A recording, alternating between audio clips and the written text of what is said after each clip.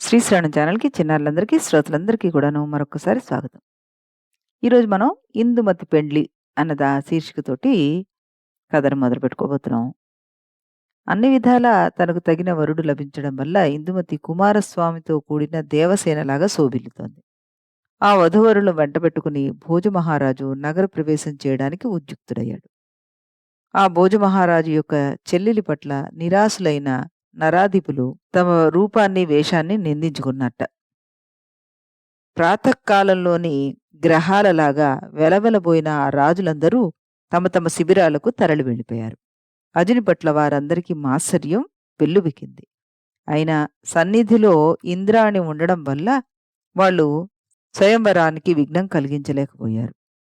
ఇది ఇక్కడ ఇంద్రాణి ఉండడం వల్ల అన్న వర్డ్ ఎందుకు యూజ్ చేశారు అంటే, సచీదేవి చెంత అంతరాయం కలిగించేవారు వినాశానికి గురవుతారు అని శాస్త్రం అంట. అందుకనే వివాహంలో సచిని పూజించాలి అని పెద్దలు నిర్ణయించారనమాట. ఆ రకంగా అతనికి వాళ్ళేమీ చేయలేకపోయారు. విఘ్నాన్ని కలిగించలేకపోయారు. వధు సమేతుడైన అజమహారాజు రాజమార్గంలో ప్రవేశించాడు. మార్గమంతా పూలతోనూ, చిగురుటాకులతోనూ అలంకృతమైంది.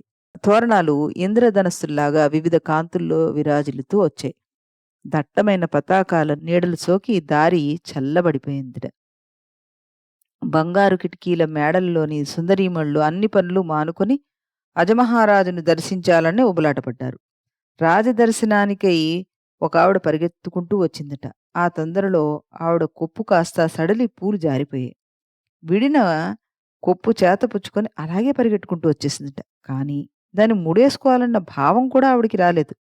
లత్తుక అద్దుకుంటున్న చెలికత్తె ఒక ఆవిడ తటాలన తన కాలు లాక్కుని అడుగు మోపిన చోట గుర్తులు ఏర్పడుతూ ఉండగా చకచకా నడుచుకుంటూ వచ్చేసిందట. ఇంకొక ఆవిడ కాటుకు పెట్టుకొని ఎడమ కంట్లో కాటుకు పెట్టుకోవడం మర్చిపోయి అలాగే కాటుకు పుల్ల చేతిలో పట్టుకొని పరిగెట్టుకుంటూ వచ్చేసిందట. ఒక ఆవిడ సగం మాత్రమే గుచ్చిన మనులతో కూడిన ఆహారాన్ని ఎక్కించుకుని అలాగే వచ్చేసిందట.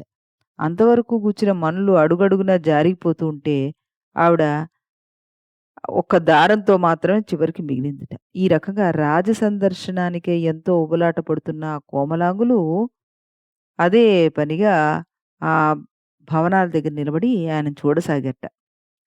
రాకుమారుని నిలువెల్లా కనులై తదేక దృష్టితో చూస్తున్న ఆ సుదతీమణులను, ఇతర విషయాలను పూర్తిగా విస్మరించేశారు వాళ్ళు.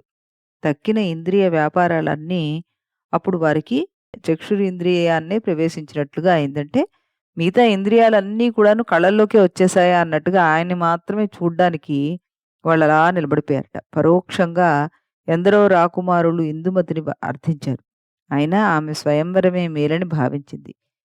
అది యుక్తమే. అలా కాకపోతే రమాదేవి మాధవుణ్ణి పొందినట్లుగా ఆమె తమకి అనురూపుడైన పతినెలా పొందగలిగేది?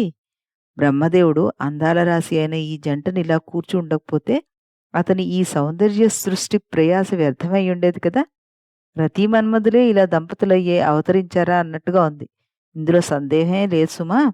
వేల కొలది రాజపుత్రుల్లో ఈ చిన్నది తనతో సమానుడైన ఇతణ్ణే వరించింది. మనసు జన్మాంతర సంగతిని గ్రహిస్తుంది కదా మరి! అలాగే ఈయనను గ్రహించిందావిడ అంటూ వాళ్ళందరూ చెప్పుకుంటున్నారట.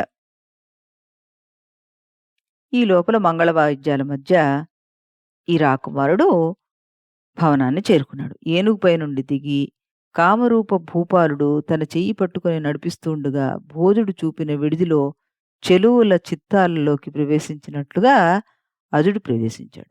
అక్కడ మహోన్నతమైన సింహాసనాన్ని అధిష్ఠించాడు. భోజవిపుడు రత్నాలతోనూ మధుపర్కాలతోనూ కూడిన అర్ఘ్యము, పట్టు వస్త్రాలు సమర్పించి అతన్ని పూజించాడు. ఆ భూపాలుడిచ్చిన గౌరవాన్ని కాంతాకటాక్షాలతో సహా అజుడు పరిగ్రహించాడు. నొరగలు గక్కుతున్న సాగరుణ్ణి చంద్రమయూఖాలు తీరభూమి చెంతకు తీసుకుపోయినట్లుగా అంతఃపురాధికారులు ధూకుల వస్త్రధారి అయిన అజుణ్ణి వధువు పొంతకు కొనిపోయారు. అక్కడ అగ్నితుల్యుడైన భోజుని పురోహితుడు నెయ్యి మొదలైన ద్రవ్యాలతోటి హోమం పూర్తి చేసి అగ్నిసాక్షి ఆ వధూవరులిద్దరినీ మూడేశాడు. వరుడు వధువు హస్తాన్ని తన హస్తంతో పరిగ్రహించి అశోక లతా పల్లవాన్ని తన పల్లవంతో సృజించిన గున్న మామిడి చెట్టులాగా భాసించాడు. అతని ముంజేయి గగురుపాటు చెందింది. ఆమె వేళ్ళు చెమటతోటి చెమగిల్లాయి. అప్పుడు మన్మధుడు వధూవరులిరువరిలోనూ అనురాగ స్థితిని సమంగా విభజించాడా అన్నట్లుగా గోచరించిందిట. పరస్పర సందర్శనాభిలాషతో వధూవరులు ఒకళ్ళనొకళ్ళు కడగంటి చూపులను ప్రసరింపజేసుకున్నారు. ఇరువురి చూపులు కలిసిపోగానే సిగ్గు అడ్డు తొలగి వాటిని వెనక్కు మళ్ళించింది. ఉజ్వలమైన అగ్నికి ప్రదక్షిణగా నడుస్తూ ఆ దంపతులు మేరుపర్వతం చుట్టూ జంటగా పరిభ్రమించే రేబగళ్లాగా ప్రకాశించారు. హవిస్సు, జమ్మి చివుళ్ళు, లాజలు వీటి గంధాలతో నిండిన పవిత్ర హోమధూమము పైకెగిసింది. అది ఇందుమతి చెక్కిళ్లపై ప్రసరించినప్పుడు క్షణకాలం ఆమె కర్ణోత్పలమై విలసిల్లింది. ఆ హోమధూమము క్రముకోవడం వల్ల ఆమె కాటుక కళ్ళు చెమ్మగిల్లాయి. కర్ణపూరమైన యవాంకురము వాడబారింది. కపోలాలు ఎరుపెక్కాయి. బంధుసమేతుడైన భోజరాజు, సుమంగళి అయిన పురస్త్రీలు వరుసగా బంగారు పీటల మీద కూర్చున్న ఆ వధూవరులపై ఆర్ద్రాక్షతలు చల్లారు. ఈ రీతిగా భోజమహారాజు చెల్లెలి పెళ్లి పూర్తి చేశాడు. ఆ పైన రాజులందరినీ వేరువేరుగా సత్కరించవలసిందని ఆ అధికారులకు ఆదేశించాడు.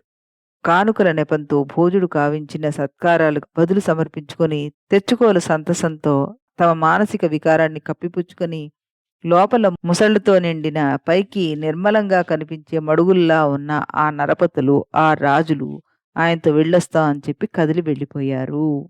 ఇక్కడ కూడా ఆయన చక్కటి ఉదాహరణలను చూపిస్తూ మనకి వివరించారు ఈ ఘట్టాన్ని కూడా.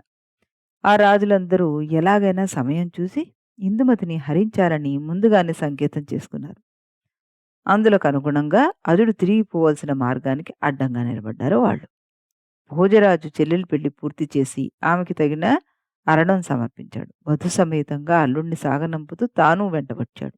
అలా మార్గంలో 3 రాత్రులు లోకవిఖ్యాతుడైన అజునితో ఉండి అమావాస్య పోగానే చంద్రుడు సూర్యుడిని వదిలినట్టుగా అతన్ని వదిలి కుండీన నగరానికి మరలిపోయాడు.